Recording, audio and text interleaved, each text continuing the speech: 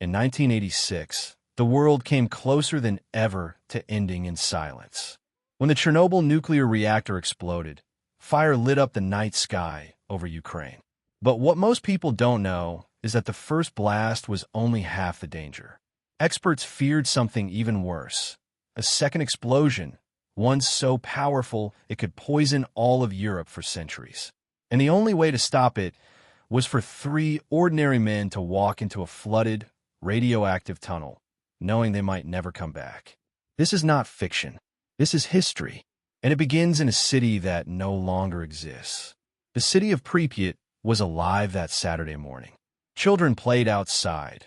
Women pushed strollers along tree-lined avenues, and men carried bags of groceries from the corner market. From the balconies of new apartments, the world looked calm, modern, promising. No one knew that invisible particles, more dangerous than any bullet, were already filling the air. Hours earlier, at 1:23 a.m., reactor number 4 of the Chernobyl nuclear power plant had blown itself apart. The sound was muffled like a giant exhaling, but the force was deadly.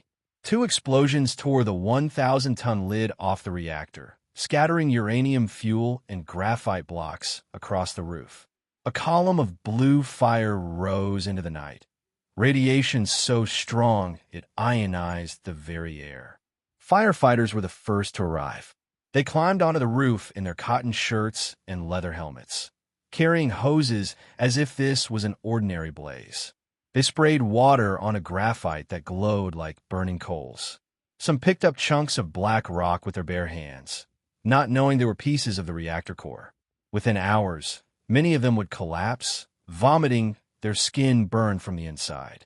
But the real nightmare was hidden below the reactor.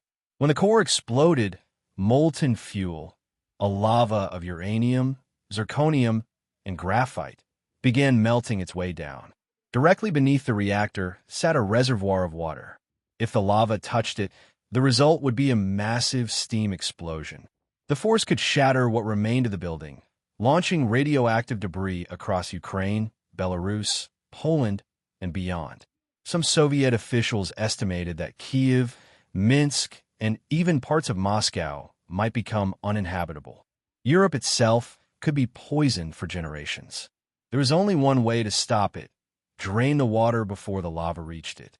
But the valves to release that water were located in a dark, flooded corridor beneath the reactor. The water was waist-deep. The radiation was lethal. Robots could not reach it. Someone would have to go down there by hand. And so, 3 men stepped forward. The call for volunteers did not echo through the streets of Pripyat. It was not broadcast on television, nor written in the morning paper. It happened quietly behind closed doors of the control rooms and offices inside the plant. By the evening of April 26th, the men in charge already knew. Unless the reservoir was emptied, a second explosion was almost certain. They looked at the blueprints. They looked at the maps of the cooling system.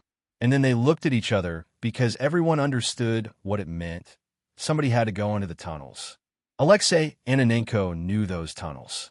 Born in Ukraine, he was an engineer who could read the plant's blueprints like a language. He had walked those corridors hundreds of times. If anyone could find the valves in the dark, it was him. When the question was asked, "Who knows the location?" he did not hesitate. "I do," he said. His voice was steady, though his heart thundered in his chest. Beside him stood Valeri Bespalov. He was younger, quieter, methodical. If Ananenko was the one who knew the path, Bespalov was the one you trusted to keep his head when the world tilted sideways. He didn't make speeches. He simply nodded and said, "I'll go with him." The third man was Boris Baranov, an older shift supervisor. He was not required to go. He could have stayed behind. But when he looked at the 2 younger men preparing to risk everything, he stepped forward. "I'll join you," he said. His voice carried the authority of years spent guiding others. But in that moment, it was also a pledge. They would not go into the dark alone. There was no applause, no heroic music, no official record of the moment. In fact, many of their colleagues thought they would not return at all. Some quietly shook their hands, the way you shake a man's hand when you believe it may be the last time. Others avoided their eyes, unable to face what was being asked. The three engineers changed into rubber suits that were meant for work, not survival. They put on heavy boots and strapped on gas masks, though they knew these would do little against invisible rays. They were given lamps, small, battery-powered flashlights whose beams looked thin and weak compared to the black corridors waiting for them. And then they walked toward the stairwell that led down. The building groaned above them. Fire still raged on the roof. Soldiers and liquidators moved back and forth, carrying hoses, shovels, sandbags. Nobody stopped the three men. Nobody asked where they were going. The plant was chaos, and in chaos, heroes can walk unnoticed. At the stairwell, water already lapped at the first steps. It was black, still, and cold, reflecting the trembling light of their lamps. The Geiger counters that hung from their belts clicked rapidly, warning of invisible danger. Radiation did not make sound, but in Chernobyl, it borrowed the voices of machines. Baranov went first, his lamp held low. The beam cut across the water, illuminating rusted pipes and floating debris. Steam hissed from broken valves, the air thick with metal and mold. The further they went, the colder it became. Their boots sloshed through water that rose to their knees, then their waists. The rubber suits ballooned, tugging at their legs, making every step heavy. "Stay together," Ananenko whispered. His voice echoed off the concrete, hollow and strange. They moved slowly, each footstep a battle against the weight of water and fear. The plant above groaned and shifted, as if the building itself resented their intrusion. Somewhere in the distance, a door slammed, the sound carrying through the flooded tunnels like a warning. The corridor narrowed. The water reached their chests. Their lamps flickered, fragile against the suffocating dark. Bespalov muttered calculations under his breath, tracing the route in his mind, counting the turns, matching the map in his memory to the reality beneath his feet. Finally, they reached a junction. On the wall, barely visible beneath years of grime, was a painted arrow pointing left, toward the pipe gallery. The sign was a relic from better days, when the plant was new and nobody imagined these corridors would become a battlefield. Ananenko raised his lamp. There, just ahead, were the valves. Two large wheels fixed to rusted pipes, waist-high, waiting. They looked ordinary. They looked like any other piece of machinery in the plant. But turning them meant life or death for millions. The men braced themselves. Together, they grabbed the first wheel and pulled. It did not move. Their muscles strained, their teeth clenched, the rubber suits tugged at their shoulders. The metal shrieked, then finally gave, turning with agonizing slowness. One full rotation. 2, 3. The second valve resisted even more. Baranov growled through his mask, his voice muffled, and together they forced it open. Somewhere far away, deep inside the labyrinth of pipes, water began to change direction. The reservoir would drain. The explosion would never come. They stood in silence, their breath loud inside their masks. The work was done. They had turned the wheels. They had bought time for a continent. "Back," Ananenko said. His voice was calm, but his heart hammered. "We go back now." The walkout felt longer. The water seemed deeper, the air heavier. But the three men stayed together, their lamps bobbing like small stars in the endless dark. And when they finally climbed the last stair and emerged into the light, nobody was there to cheer. The plant was still chaos. The world still teetered. But history had shifted quietly in the silence of a flooded corridor, where three men had chosen to go where no one else could. The three men did not return to applause or medals. They returned to a plant that still burned, to corridors filled with smoke and confusion. Their names were not written down on the evening news. In fact, most people outside the control rooms did not even know the mission had happened. But above them, the city of Pripyat was already beginning to unravel. On April 27th, buses began to line up in neat rows. Officials walked door to door, knocking politely, telling residents there had been an incident at the power station. Nothing serious, nothing to panic about, just a precaution. Pack a few belongings, some clothes, documents, food. You'll be back in 3 days, they said. And people believed them. Why wouldn't they? The sun was shining. The trees along the avenues were in bloom. Children were playing outside. Who could imagine that their homes, their schools, their photographs on the walls would be abandoned forever? By mid-afternoon, the streets were filled with families carrying small bags. Mothers held infants, fathers carried radios, grandmothers wore scarves tied tight under their chins. They climbed into the waiting buses, chatting nervously, glancing back at their apartments. Some laughed. 3 days away from chores, perhaps it would be a small holiday. Nobody told them the truth, that they would never return. Inside the city, windows were left open. Toys sat abandoned in yards. Wedding dresses still hung from hangers.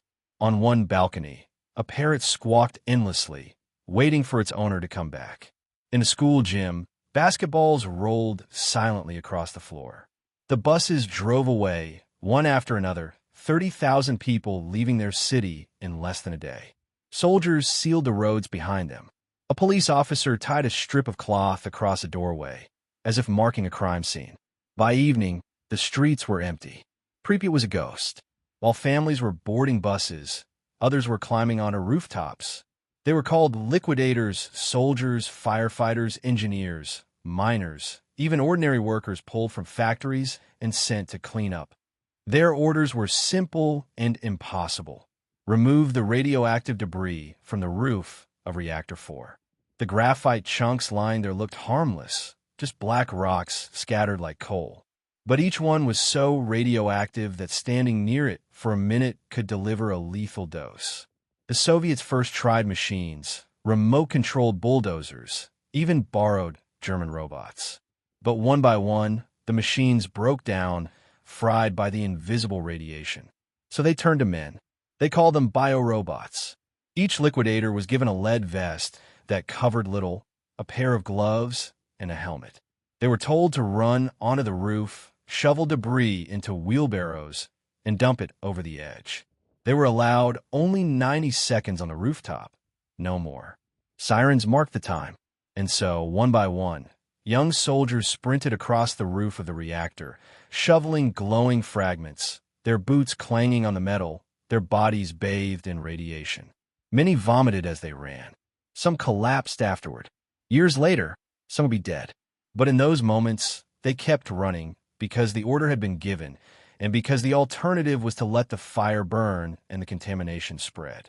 From below, the divers' mission and the rooftop cleanup looked like separate battles.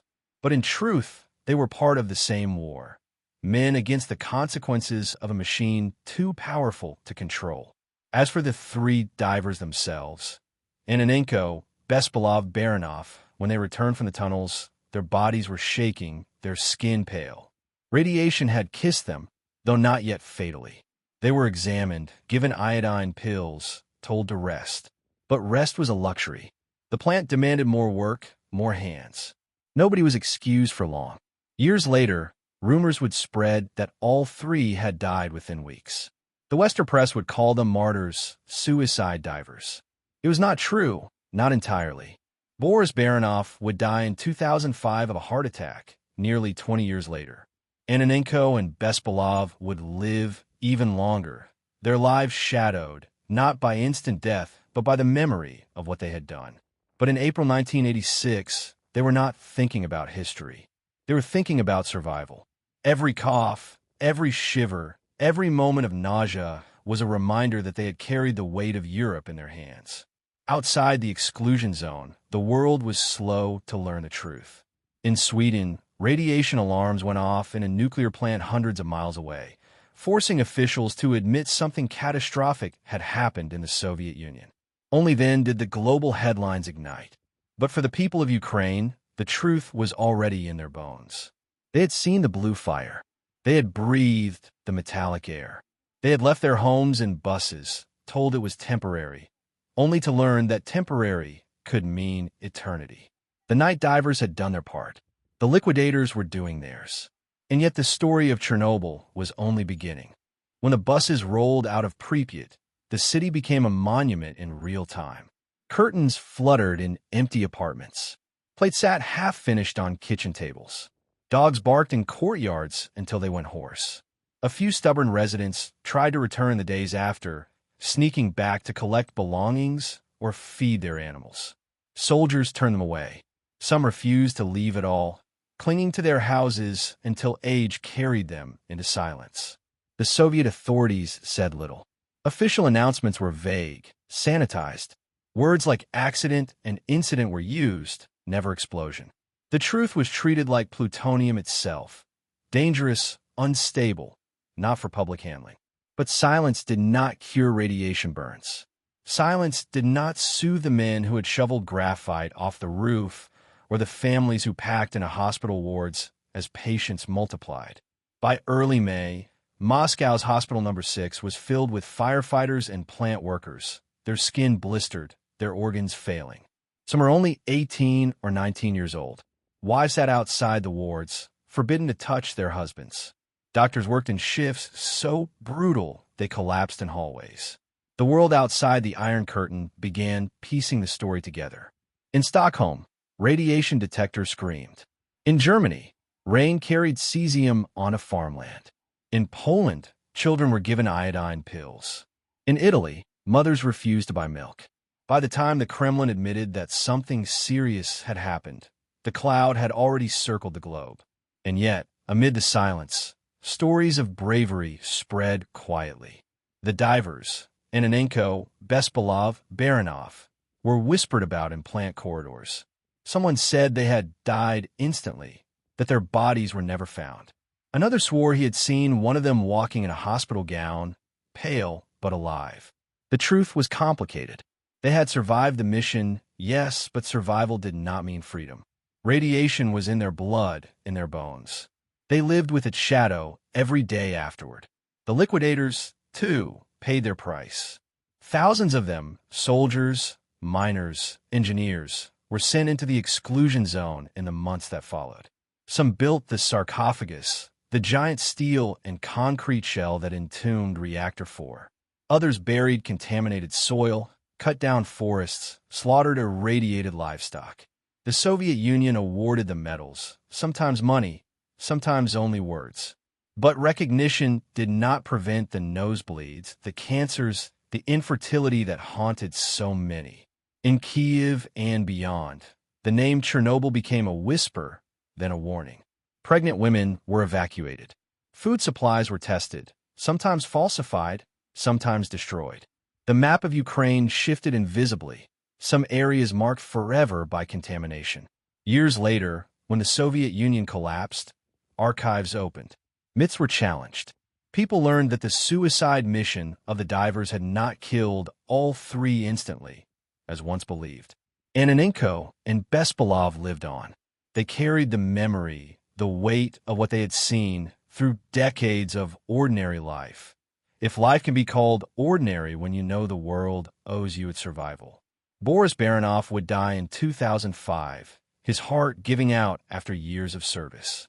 Still, the phrase suicide divers remained, because whether they died that week or decades later, the choice they made that night carried the essence of sacrifice. They had gone where no one else could. They had done what the state, the machines, the science itself could not. They had looked at a flooded tunnel glowing with invisible fire and said, "Yes, we will go." The cost of silence was heavy. For Ukraine, it meant generations born with questions. Why had they not been told the truth in time? Why had buses left too late? Why had men been sent onto roofs with nothing but shovels? For the world, it meant a permanent scar in memory. Chernobyl became shorthand for catastrophe, for the arrogance of machines, for the fragility of human control. In Germany, in Italy, in America, people marched against nuclear power. In Moscow, officials closed ranks, their empire already cracking under the weight of secrets. But for the men inside the tunnels, the cost was more personal.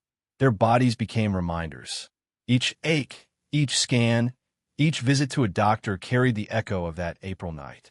They had saved millions, perhaps, but they themselves lived in the shadow of what they had prevented. To this day, visitors walk through Pripyat with cameras. They film the Ferris wheel that never carried a child. They photograph the empty classrooms, the dolls lying in dust. They see the beauty of abandonment, the poetry of decay. Few remember the names of the three men who walked into the water, but history remembers. And the truth is written not only in books, but in the silence of a city where windows are still open and plates are still waiting. Before there were divers, before the buses, before the word Chernobyl was written into history, there was only a test. It was April 25th, 1986. Reactor number 4 was scheduled for a safety check. The idea was simple in theory. Simulate a power outage to see if the turbines could generate enough electricity in the seconds before backup generators started to keep coolant pumps running. A routine procedure, nothing dramatic. But like so many disasters in history, the danger was not in the theory. It was in the execution. The day began normally. Power output was gradually lowered, preparations made. But then Kiev's electrical grid demanded extra supply. The test was delayed for nearly 10 hours. By the time it resumed, it was night, and the control room was staffed not by senior engineers, but by a younger, less experienced crew. Fatigue weighed on them, pressure pressed from above. Deputy Chief Engineer Anatoly Dyatlov stood in the control room, chain-smoking, his voice sharp and impatient. He had survived the Soviet naval program and carried himself with the authority of someone who believed orders were not to be questioned. Around him, operators in white lab coats followed instructions with nervous glances. "Lower the power," Dyatlov demanded. But when they lowered it, the reactor's output fell too far, almost to zero. A dangerous state known as xenon poisoning took hold, where the reactor becomes sluggish and unstable. Protocol said to stop the test, to wait, to reset another day. But Dyatlov would not allow delay. "Raise the power," he barked. "We continue." Control rods were withdrawn further than safety rules allowed. The reactor, an RBMK 1000, was a giant with hidden flaws, unstable at low power, prone to surges, built without the Western safeguard of a containment dome. It was a machine waiting for a mistake. And that night, mistakes were stacked like dominoes. By 1 a.m., the test began. Turbines were allowed to spin down, power dropped, coolant flow slowed. On the control room panels, lights blinked, gauges wavered, alarms chirped. Operators felt the unease in their stomachs, but followed orders. Then, at 1 hour 23 minutes and 4 seconds, they pressed the emergency button, EZ5, to shut the reactor down. The rods began to descend into the core. But in this design, the rods had graphite tips. Instead of calming the reaction immediately, they displaced coolant and caused a sudden surge. In an instant, the power output spiked uncontrollably. 1 hour 23 minutes and 40 seconds, the reactor roared. Steam exploded through pipes. The 1,000-ton lid of the reactor vessel lifted into the air. 1 hour 23 minutes and 44 seconds, a second explosion followed. The building shook as if struck by an earthquake. The roof was torn apart. Graphite and fuel shot into the night. Flames danced along the wreckage. In the control room, men were thrown to the floor. Gauges spun uselessly. The smell of burning graphite and metal filled the air. Dyatlov, injured, shouted denials. "The reactor is intact." "It's impossible." But it was not intact. It was gone. Outside, firefighters from Pripyat rushed to the scene. They climbed onto the roof with hoses, spraying water onto what looked like ordinary flames. None of them were told that the glowing black rocks at their feet were chunks of the reactor core, burning hotter than anything they had faced before. They kicked them aside, picked them up, carried them in their bare hands. Within hours, many of those men would collapse. Their bodies carried doses of radiation thousands of times higher than safe limits. They became the first casualties of the invisible fire. In Pripyat, residents watched from balconies. Some saw a strange blue glow above the plant, the ionized air shimmering like northern lights. Children pointed, thinking it was beautiful. Parents whispered, unsure.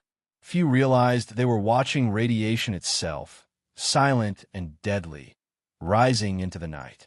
And while the city slept uneasily, inside the plant officials met in smoke-filled rooms. They debated, argued, hesitated. Some refused to believe what had happened. Others knew but dare not speak it aloud. In the Soviet Union, admitting failure was more dangerous than fire. But the truth could not be silenced. By dawn, radiation levels had climbed so high that even simple machines failed. Birds fell from the sky. Workers vomited in the corridors. Soldiers fainted on the grass. And deep inside the wreckage, the molten core began to burn downward, toward the reservoirs of water that waited below. It was then that someone remembered the valves. It was then that someone asked for volunteers. And 3 men, Ananenko, Bespalov, Baranov, would soon be told that Europe's fate depended on their courage. The divers' mission bought time, but it did not end the danger. The molten fuel still glowed inside Reactor 4, and radioactive dust continued to drift across the land. The plant was crippled, but it was not finished. Something had to be done to contain it. The Soviet answer was monumental. Build a giant shield of steel and concrete around the broken reactor. A tomb, vast and heavy, that would seal the core away from the world. It would be called the sarcophagus. But before that could even begin, another problem loomed. Beneath the reactor, the ground was unstable. Molten fuel was melting downward, threatening to reach groundwater. If it did, radioactive steam could burst from the earth like a geyser, poisoning rivers that flowed to the Dnieper and beyond. The solution was desperate. Dig a tunnel under the plant, build a foundation, and install a cooling system. For this, they called miners. Thousands of them. Coal men hardened by dust and heat, now summoned not to dig for fuel, but to save a country. Trains carried them from Donbass and Tula, their faces blackened from their last shifts underground. They arrived in Chernobyl in waves, stripped to the waist in the sweltering summer heat, their bodies glistening with sweat. Some wore hard hats, many did not. Their boots echoed in the halls of the plant as they were led to their new battlefield. They dug beneath Reactor 4 day and night, shovels biting into clay, drills screaming against the earth. The air in the tunnels was suffocating, stale, humid, thick with dust. Ventilation was poor. Temperatures reached 50 degrees Celsius. The men worked half-naked, sometimes in their underwear, to keep from fainting. Their bodies were coated with sweat and mud, but their spirits carried the grim humor of miners everywhere. When asked why they were stripped down, one miner is said to have laughed. "If we're going to die, at least we'll die like men." The truth was that many of them did not know exactly what they were digging beneath. They knew only that it was dangerous, that radiation licked the soil, that their task was urgent. They carved the tunnel meter by meter, bracing walls, laying supports, until at last they created the foundation needed. Later, cement would be poured, a cooling slab built, and groundwater spared from contamination. While the miners sweated below, armies of workers toiled above. The sarcophagus rose like a fortress. Engineers drew up plans in weeks that should have taken years. Construction crews poured 400,000 cubic meters of concrete, welded 7,000 tons of steel. It was brutal, hurried work.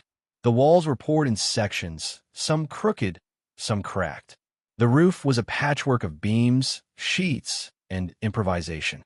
Helicopters flew overhead, dropping bags of sand and boron onto the burning core, pilots leaning into radiation clouds with little more than goggles for protection. Each worker carried their own story.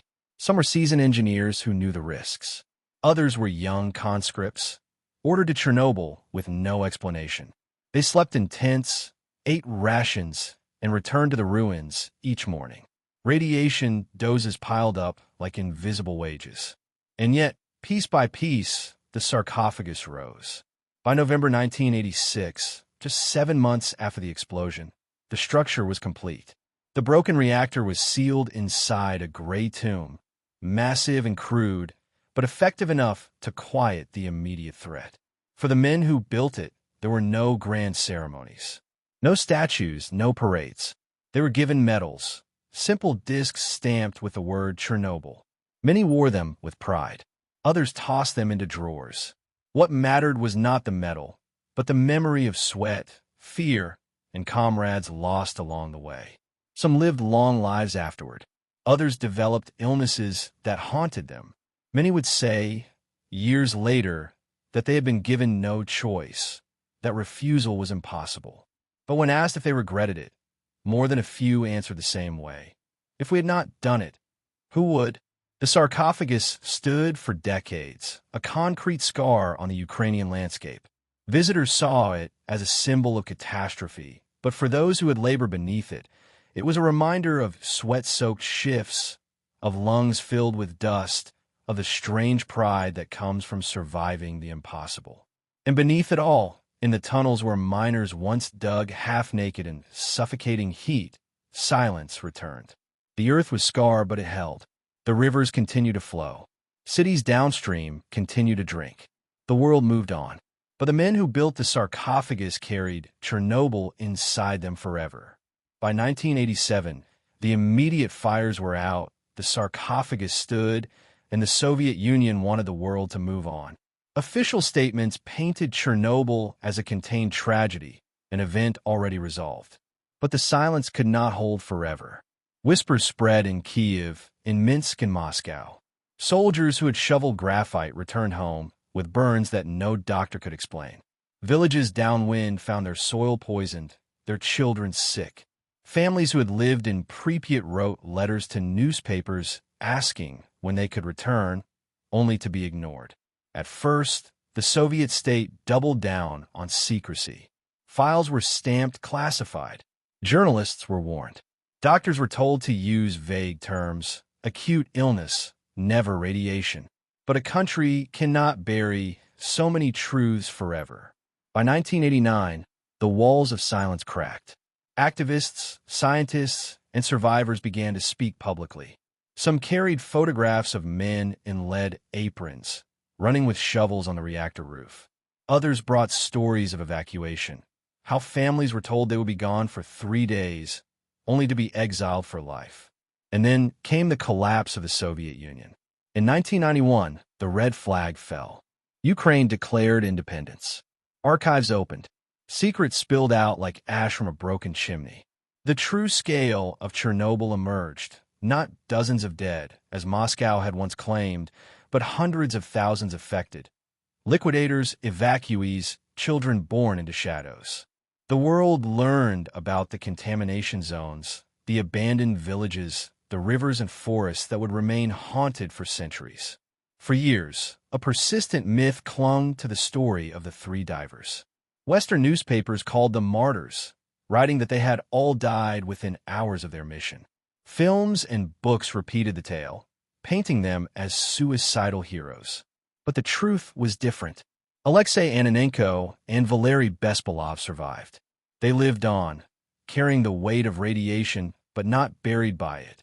They worked, raised families, granted interviews years later. Their faces grew older, lined with time, not just tragedy. Boris Baranov, the shift supervisor who had insisted on going with them, lived for nearly 20 years after Chernobyl. He died in 2005 of a heart attack, not from radiation. For him, death came as it comes for many men, quietly, without headlines, without fanfare. And yet, the myth endured. Because sometimes myths are easier to hold than messy truths. To imagine 3 men walking to certain death in a flooded tunnel gives the story a neat ending. But reality is stranger. They lived. They carried on. They bore the invisible scars that no camera could see. In the 1990s, memorials began to appear. Not grand statues, but modest stones with plaques, often placed by survivors themselves. A marker in Kyiv honored the liquidators. In villages near the exclusion zone, locals carved names into wood, simple crosses for men who had never come home. Chernobyl became both a warning and a symbol. Western nations pointed to it as proof of nuclear danger. Environmentalists raised banners with its name. In Ukraine, it was something more personal, a wound, a reminder of what secrecy costs, a scar carried by families who had lost homes and health. For the divers, recognition was slow. For years, they were remembered in whispers, in rumors, in half-truths. Only in the 2000s did their names become publicly honored, acknowledged not as martyrs, but as men who had risked everything and lived to tell it. By then, Pripyat had become a ghost city. Trees split sidewalks, moss grew across walls, wild animals roamed empty schools. Tourists began to arrive, curious to see the Ferris wheel that never spun, the classrooms where textbooks still lay open. They came with cameras, hungry for the haunting beauty of abandonment.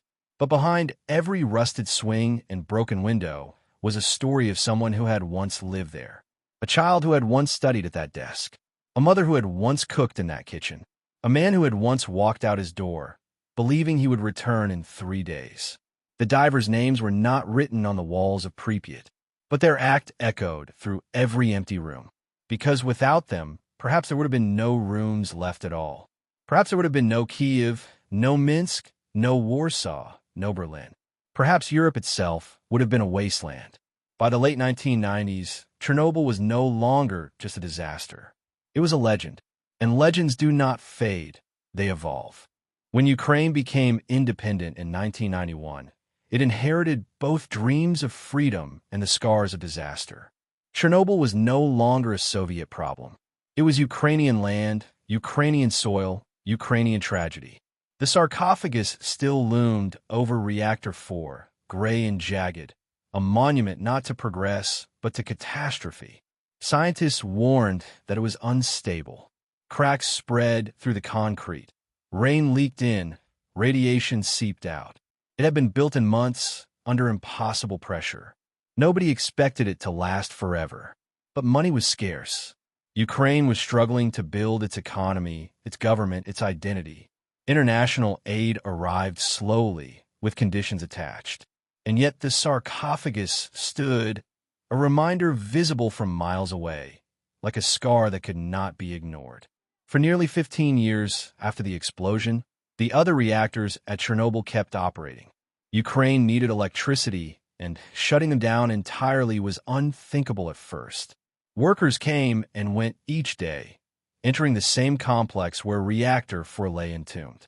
They passed guards, dosimeters, fences with yellow radiation signs. They lived with the contradiction. The plant that had poisoned their country was also powering their homes. But the pressure from abroad grew. Environmental groups demanded closure. Western governments tied aid to shut down. Ukrainian leaders weighed the risks and the costs. Finally, on December 15, 2000, the last operating reactor at Chernobyl was switched off. President Leonid Kuchma stood before the control panel, cameras flashing as the screen went dark. It was both an ending and a beginning. The plant was silent, but the zone around it was alive in strange new ways.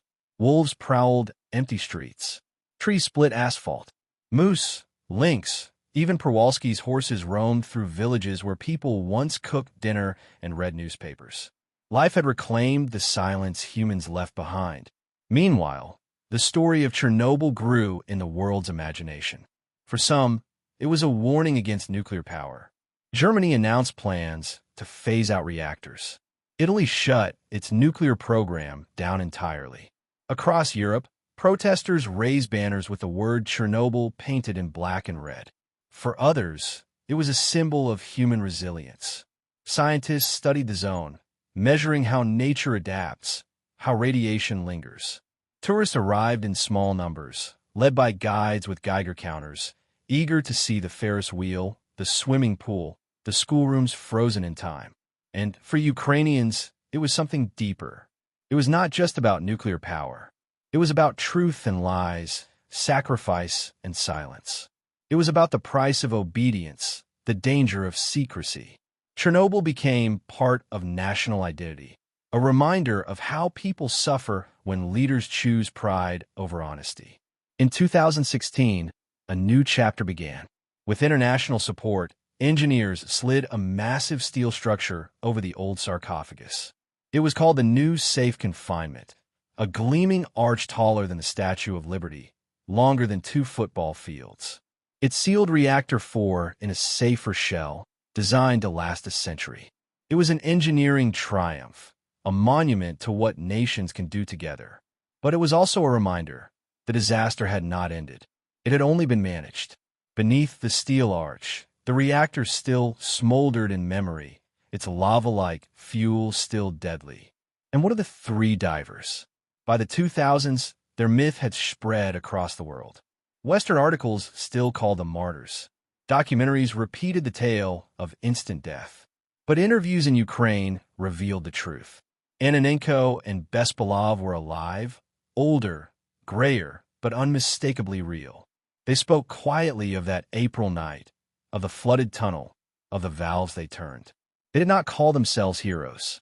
They called themselves engineers doing their job. Baranov's death in 2005 marked the first true ending of their story. But even then, his name remained lesser known than the myth itself. It was only in 2019, with a surge of global attention from a television dramatization, that their faces were seen by millions, and the truth of their survival became widely known. By then, more than 3 decades had passed since the night of the explosion. Children born in Pripyat had become middle-aged. Ukraine had changed governments, weathered revolutions, and faced new struggles. But the word Chernobyl still carried weight in every conversation. It was a wound, a warning, and a reminder. The diver's story was one thread in a vast tapestry of sacrifice, silence, and survival. A story not of machines, but of people, ordinary men and women who stepped into the dark because no one else could. And even now, the shadow of Chernobyl stretches across the world. Time changes everything, even disasters. What was once fear becomes memory, and memory becomes story. Chernobyl followed this path too. By the 2000s, the exclusion zone had become a place unlike any other. At its edges, villages stood frozen in time. Windows boarded, playgrounds rusted, trees pushing through living room floors. Deeper inside, the city of Pripyat waited. An entire town abandoned in a single day, its streets silent, its Ferris wheel never ridden. Tour guides began to appear. At first, visits were rare, organized for scientists or journalists. But curiosity grew. By the 2010s, buses of tourists rumbled past the checkpoint at DIVERS, passports stamped, Geiger counters handed out. Some came to honor history. Others came for thrill, for the eerie beauty of decay. Visitors photographed the iconic Ferris wheel, the swimming pool, the classrooms filled with gas masks. They posted images online. Wild horses galloping down empty avenues, wolves standing in doorways, foxes staring through cracked windows. Nature had reclaimed the silence, and in a strange way, life flourished where people no longer lived. But alongside the images, myths thrived. Chernobyl became a stage for horror films, video games, conspiracy theories. Stories spread of mutated creatures, of glowing forests, of secrets still hidden underground. Some myths carried a kernel of truth. Radiation does twist DNA. Animals do adapt strangely, but most were exaggerations. The real story was already haunting enough. And always, the tale of the 3 divers resurfaced. Sometimes they were named, sometimes not. Sometimes they died instantly in the story. Sometimes they lived only minutes after turning the valves. It was a myth too tidy to resist. 3 men walking knowingly to their deaths to save millions. The truth was more complex and, in its way, even more powerful. They lived. They carried on. They bore the silent cost of radiation in their bodies, but they did not vanish. Their survival proved that heroism is not only about dying bravely. Sometimes it is about living afterward, carrying the weight of what you've done quietly without applause. In 2019, the world remembered Chernobyl anew. A television series dramatized the disaster, capturing the horror in painful detail. Millions of viewers watched. For some, it was the first time they had heard of the disaster. For others, it brought back memories long buried. The series reintroduced the divers to global audiences, showing their mission in harrowing light. And once again, people asked, who were these men? What became of them? For a brief time, their names were on the lips of millions. Journalists tracked them down. Ananenko appeared in interviews, older now, his face lined with decades, but still carrying the same calm gaze he had in 1986. Bespalov, too, was found, his life quieter, his story modest. They did not call themselves heroes. They said only that they did their duty. But to those who listened, their words cut deep. Because duty is one thing when it means showing up to work on time, and another when it means walking into water laced with death. Meanwhile, the exclusion zone itself became a paradox, a forbidden land and a tourist attraction. On one hand, it was a place of mourning, where liquidators came to remember fallen comrades, where survivors laid flowers on simple memorials. On the other, it was a stage for curiosity seekers, influencers snapping photos in gas masks, thrill seekers hunting for radiation hotspots with handheld counters. The truth of Chernobyl lay somewhere in between. It was tragedy and myth, science and story, danger and beauty. It was a scar, but also a mirror, reflecting back what people wanted to see. And in Ukraine, memory endured differently. For the families of liquidators, Chernobyl was not an adventure, but a wound. For the children of Pripyat, it was the loss of home. For the divers, it was the weight of knowing that one night in April had defined their entire lives. Even as the world spun new myths, Ukrainians carried the quiet truth. Chernobyl was not a legend, not a horror film, not a tourist attraction. It was a real place where real men and women faced choices no one should face. And it was still there, humming beneath its steel arch, a reminder that the story was not over.